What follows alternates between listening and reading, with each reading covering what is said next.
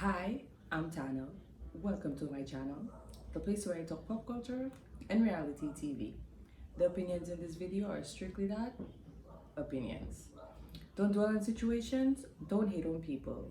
So today, you guys, we are talking about Love is Blind. I have been MIA for a while and I just checked my channel. The last video I posted was a year ago, and I'm highly disappointed in myself that I started this and I wanted to continue to have a momentum and I just stopped. And I'm like, Tana, what's wrong with you? Let's get this going again. So I have not missed seasons of Love is Blind since I've stopped recording. I've also watched a few other dating reality TV shows that I wanted to talk about, but I just did not have the energy, I did not have the juice, I did not have the zeal to come and talk about it. This season of Love is Blind is just taking the cake. Each season it keeps getting worse and worse and worse and worse, especially the USA version. And it seems like over the past seasons, over the past 7 seasons, Love is Blind has increased their viewership, but the USA's cast has just fallen. I do not know where the casting crew get or find these people from, but whatever vetting process that they have, especially with the men, needs to be reviewed. It needs to be looked over and it needs to be looked at. It needs to be dissected and revisited. Love is Blind season 1, though there was only 2 couples that got married. Love is Blind season 1 was one of the best matching, was one of the best put together Love is Blind season so far. Lauren and Cameron, and Amber and Barnett. So many people talk about Lauren and Cameron. They're like the OG Love is Blind couple to this day. And for 7 seasons, we're on the 7th season, and I just think that as you get further and further into the season, the more more and more people know about it. And a lot of these people aren't really going on the show for love. Like, for instance, Steven. He is this season's Trevor. It's just getting more attention with entertainment, less characteristic, less personality matches with these individuals, with these cast members. Overall, only 9 couples are still together. And if you spread that out, that's barely 2 couples per season, right? There are no couples left from season 2. And there are 3 couples from season 4. So the average of each season is not even 2 couples per season getting married at the end of the show. We do have a few in season 4, right? We have 3 couples in season 4: Bliss and Zach, Chelsea and Kwame, and Tiffany and Brett. Tiffany and Brett, I'm sorry, I love these. This is my favorite couple, Tiffany and Brett. I don't know what it is about them. I just like to see the 2 of them together. They fit well from what that I can see. They vibe well. They go off of each other's energy really well. And from season 5 and 6, you only have 1 couple, Milton and Lydia, and from last season, Amy and John. So we have at least 2 or 3 seasons with 1 or no couples match. And this season, it looks like it's not going to be any better. Any better. There are so many variations of Love is Blind all over the world. We've got Love is Blind Habibi, Mexico, Brazil, Argentina, Sweden, Germany, Japan. These are the ones that I currently have the option to watch on my Netflix. I started watching some of them, but the fact that they have subtitles and a few of them aren't English speaking countries, for me it's a little bit difficult to get invested in compared to the USA or the UK version of Love is Blind. I kind of dabbled in Habibi a little bit. Oh my gosh, these men, pressure. I feel like these men are pressure. in Habibi. They'll say these women know right off the bat what they want, what they don't want, what you can and cannot do, and I'm like, hey. It feels like the show goes a little bit faster with the other versions. I don't know if it's the scenes that we get with Love is Blind USA. I feel like some of the scenes that we need to be seeing in USA's version of Love is Blind, we don't get to see, especially the fights and the arguments and the conversations that we need to see as part of the storyline, we do not get to see a lot of the time. I feel like some of the scenes are prolonged than they need to be, like for instance Ramses and Marissa, because why are we getting a 5-10 minute conversation in one episode about the politics and Marissa being in the army? This is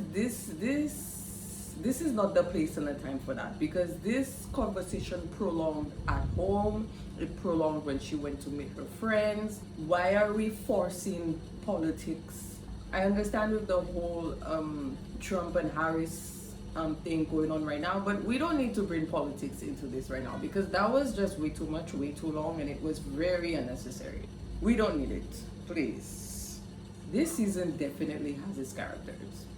Whoever is the head of proving this cast needs to be fired, because this whole show is going absolutely nowhere right now. Like right now, it's just for purely entertainment only, which is what a lot of these reality dating shows are for.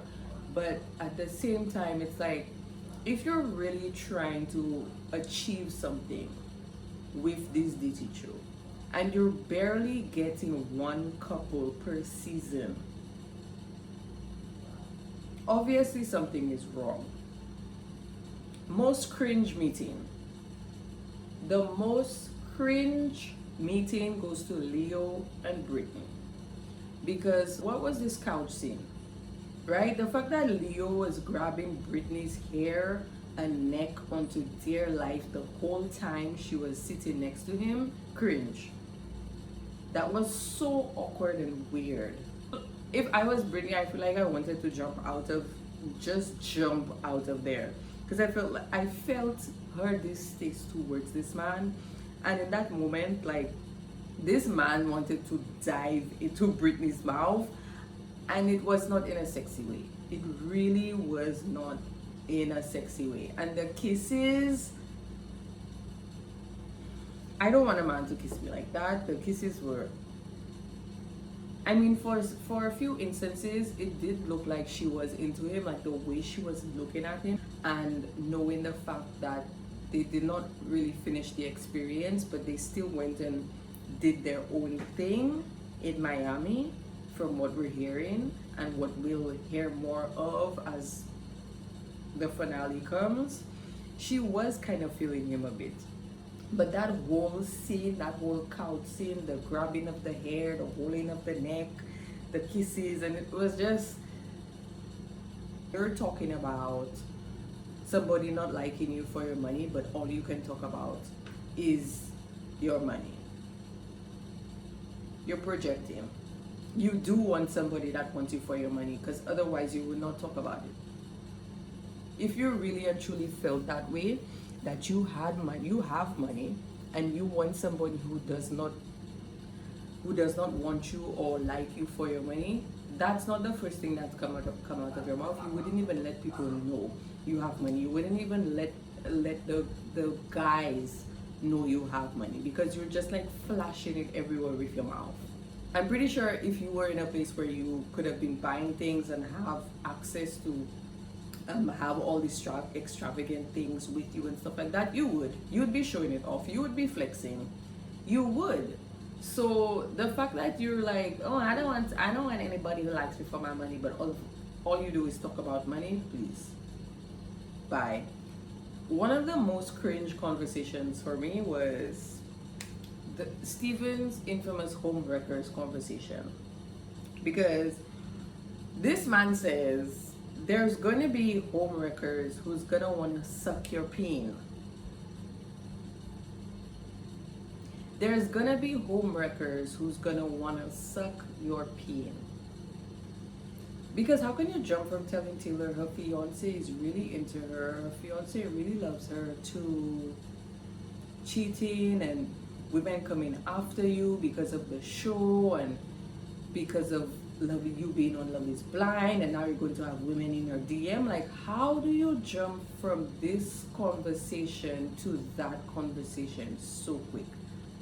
And you bring up that situation at a conversation between your fiance and her friend about women being all over you. You get back to your city, and that is exactly what happens. You have text messages on your phone when you went to a sleep test, and obviously when you got back, the text messages are gone. So Monica cannot find out exactly what's going on and exactly what's happened. So obviously this was your goal all along. You never really liked Monica, or nor did you ever really want to get married, because if you were, then would you really be doing that?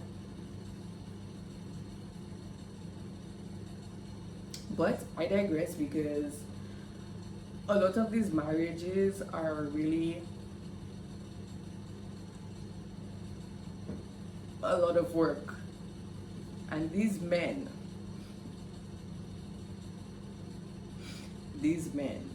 so Stephen was basically reflecting on what he wanted out of this whole show. What he wanted out of this whole situation, what his goal was, what he wanted to experience. And he was talking about that situation because he was putting himself in it. That's where he wanted to be. Okay, he wanted to be the one with women in his DMs all over him, wanting to beef him, wanting to interfere with his relationship, with his marriage, and obviously that's what he got. Alex and Tim, I felt that Tim was, like kind of jabbing jokes at her and teasing her, and Alex was not feeling it.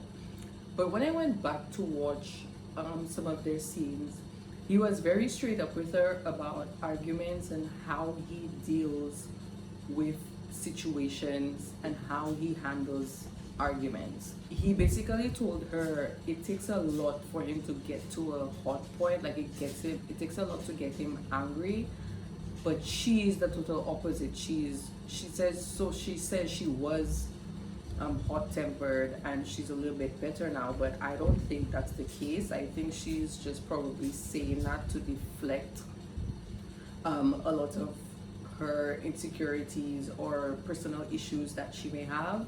And Tim told her that he doesn't like to argue, he doesn't like to yell. So if he does reach that point, he basically said that he's done. And the fact that she was the one, when they were in the honeymoon, she basically, whatever argument they had, she put her hands on his mouth to cover him, basically to shut him up. And I think these are the scenes that we need to be seeing. It will give us a lot more context as to what's really going on behind closed doors, or what's really going on in these people's relationships, so that we can just have a broader or more understanding, so we can analyze the situation a little bit better. Because Love is Blind tends to give us these little cut and put together scenes that we miss out on a lot of things that we should be getting more of. And Alex and Tim is definitely one of them. I think Tim seems like a very stern individual, but I think that's just how he communicates with people, especially when he's upset and especially when he's done with a situation. So the fact that this man seemed very nonchalant when he was having a conversation with Alex, when he was breaking up with her, it made him seem like he was heartless, but I really don't think that's the case. And now I understand him more as I went back and watched certain scenes. And Alex definitely has some stuff to work on, And I ain't gonna lie, Alex was just all up in that food, chowing her food down while this man was breaking up with her. And I'm like, yo, what the hell? What is going on here? This is crazy. Obviously, we know who the villains are of this season's Love is Blind. We've got a male villain, we've got a female villain. Just like last season, we always get in some sort of villains in the season, and I feel like this is part of what the producers want. I feel like they do let a few villains into production just so we can have entertainment like this. Because Tyler, ultimate villain of the season. Why would you do that? Why would you come on a dating show to get married? Okay, you're not just coming to date. This isn't Love Island. This isn't Perfect Match. This is Love is Blind. You're literally on the show to get married, and you've got three, not one, not two, but three kids out there, and this man says that he's a sperm donor. The audacity, the delusion you must have to go that far and to put someone in that situation on national TV and embarrass yourself. Because right now Ashley is getting nothing but love, pure love and support because of what you're putting her through. And when Ashley asked this man, do the children know what you look like? This man says, I don't think so. But to me, you have pictures out there with him. You were sleeping with this woman. So what sperm donor are you talking about? Sperm donor where? This man is so cunning and manipulative to put somebody through this situation when you know exactly what you're doing, exactly what's going on, and you're lying to this woman's face. Straight, this man knows exactly what he's doing. This is manipulation to the core, because the way he's looking at this woman straight in her eye and just spewing out lies from his mouth. I think Tyler has taken the cake for definitely worst villain of the season. I think so far, for me, of the franchise so far, Tyler has definitely taken the cake. Okay? But we've had Hannah's before. But this season, the female is Hannah. We've had Hannah's before, but we've not had Tyler's before. This season was a mess. This season is a mess, and we'll find out who doesn't get married in the next couple days.